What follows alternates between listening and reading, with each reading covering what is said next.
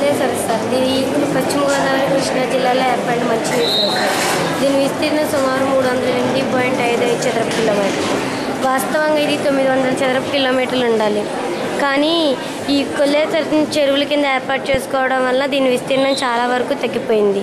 ఈ కొల్లేరు సరస్సులో చేపలను శాశ్వతంగా పట్టడం కోసం మావులు ఏర్పాటు చేశారు. ఈ కొల్లేరు సరస్సులో చేపలు అయితే పట్టొచ్చు, కానీ పక్షులు మాత్రం వేటాడకూడదు. అలా వేటాడినట్లయితే అటవీ శాఖ వారు వారిని శిక్షిస్తారనమాట. ఈ కొల్లేరు సరస్సులో 2 రకాల పక్షులు ఉంటాయి. ఒకటి కొల్లేటి వలస పక్షులు, 2 కొల్లేటి స్థానిక పక్షులు. ఈ వలస పక్షుల్లో పెలికాన్ అనేది ముఖ్యంగా అది సైబీరియన్ ఇంటి మైగ్రెంట్ ఇక్కడికి వస్తుంది అనమాట. అది 1973 సంవత్సరంలో ఒకసారి ఈ కొల్లేరు సరస్సుకు వచ్చింది. అప్పుడు కొల్లేరు కాలుష్యం అవడం వలన అది మళ్ళీ తిరిగి సైబీరియా వెళ్ళిపోయింది అనమాట. గత 2-3 సంవత్సరాల క్రితం లవ్ అగర్వాల్, నవీన్ మిట్టల్ వారి ఆధీనంలో ఈ కొల్లేరు ప్రక్షాళన జరిగింది. అప్పుడు మళ్ళీ తిరిగి ఇది కొల్లేరు సరస్సుకు వచ్చింది. కానీ ఇప్పుడు ఈ చెరువుల్లో రసాయనాలు అవి కలవడం వల్ల ఈ కొల్లేరు సరస్సులోకి అవి వచ్చి ఇందులో ఉండే చిన్న చిన్న చేపలు, పురుగులు చచ్చిపోతున్నాయి.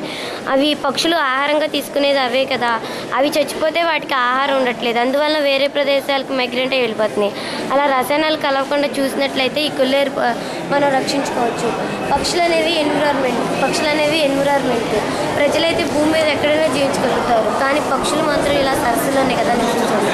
కానీ ఆ సరస్సు కాలుష్యం అవడం వల్ల వాటికి నివాసం ఉండట్లేదు అనమాట. అలా కాలుష్యం కాకుండా చూసినట్లయితే మన కొల్లేరు మనం రక్షించుకోవాలి.